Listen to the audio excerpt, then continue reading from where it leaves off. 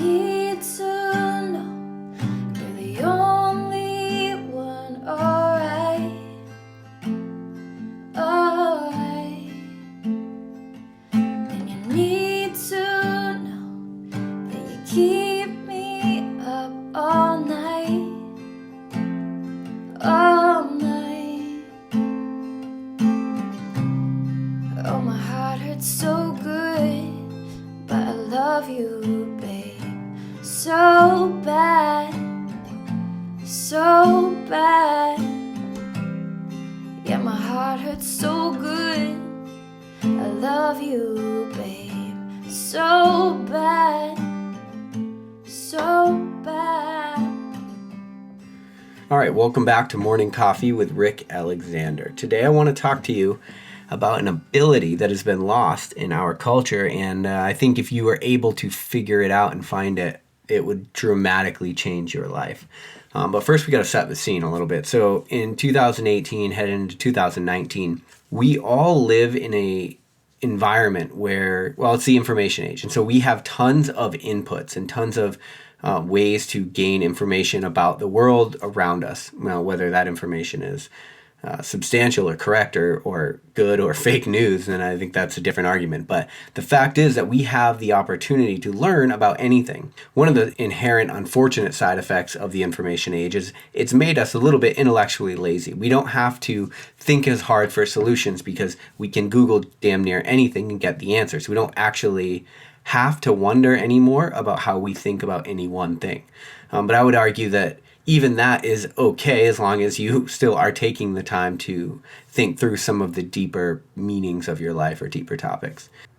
But what I wanted to address today is the fact that there are so many inputs and there are so many things that can occupy your time that I think the most valuable thing that you could learn to do now is to be all in. And that is extremely difficult. I think that's why meditating, although it's become immensely popular, is also really difficult. It's like one of the most difficult things that anybody in 2018 would ever have to do, which is to shut everything out and only think about one thing, whether that thing is your breath or whatever it is.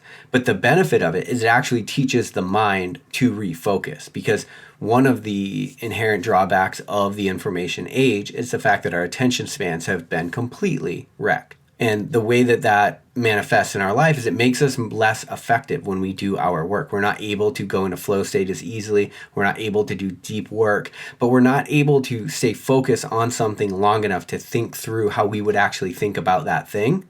And then on top of that, when we're actually doing work, whether it's in our 9 to 5 or whether you're an entrepreneur or whether you're at the gym, the amount of time in the day isn't actually that relevant. What is relevant, what's going to make you a higher performer in your life, is your ability to focus on something and to do that thing to the best of your ability and do it well.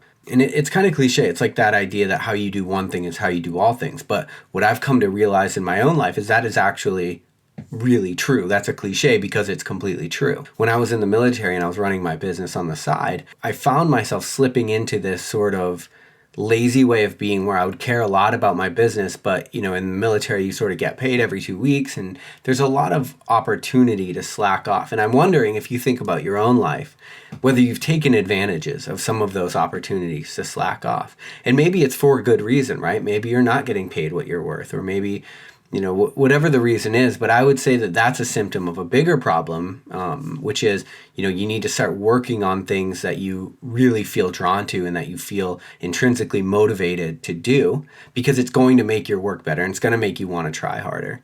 But one thing I realized with my own experience is, once I just decided, I shouldn't accept this for myself and I need to be a high performer in every single area of my life, that's exactly what happened. So when I would go to the military and I would try really hard to do a really good job at whatever task I was given, what I found is when I went over to do things within my business or in my personal life or at the gym, that same ability to focus carried over. And at this point in 2018, I would say that your ability to focus on any one thing is the thing that is going to set you apart at that thing. And so so it really doesn't matter whether we're talking about the gym or we're talking about your 9 to 5. What matters is, are you able to be all in the present moment? And are you able to be effective in that moment because you're not thinking about all of these other things? one of the things that I do when I am stuck, when I'm doing something really like in deep thought, when I'm trying to craft an episode or I'm writing, when I get stuck or I get to a ticking point, one of the things that I do is I pacify myself by picking up my phone and scrolling through Instagram. Or I pacify myself by thinking about something else, thinking about the future. And I do it implicitly. I almost have to catch myself to go back to be like, why did you need to focus on this thing. And so the reason I'm bringing this up to you is if you think about your day, think about the things that you are doing. If you've decided to do something, then let that be worthy of your attention. Otherwise, don't do it. And that's it can be hard to root through your life and think about all of these different areas. But if you've decided that it's worthy of your time and attention, then it's certainly worth doing well. Because what happens is all of the different things that we do, they become a representation of who we are. And when you talk about what other people think about you and authoring your life, well, what do the things that you're doing and how well you do them say about who you are? I think if you can set the standard for your work when you go through your life and you look back on it, you'll have nothing to be dissatisfied about if you were in the moment and doing your best at every single task that you had been given. And also, I think that the compound effect of being all in over a super long period of time is really important as well, because when you become really effective in different areas of your life, and then you do that and you replicate that effectiveness and success over long periods of time, I mean, in 6 months to a year, you're looking at a completely different kind of life. My question for you today would be like, what are the things that you're taking on that you're not currently all in? And then I would say when you think about those things, you should either A, get rid of them, or B, go all in on them.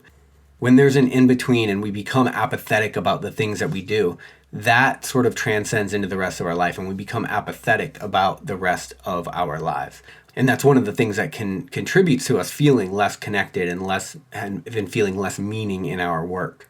And so I would say if it's worthy of being on your schedule, then it's worthy of being focused on. And if it's not, then just get rid of it.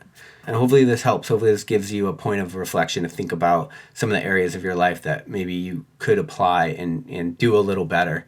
And then think about how that would affect the rest of your life going forward.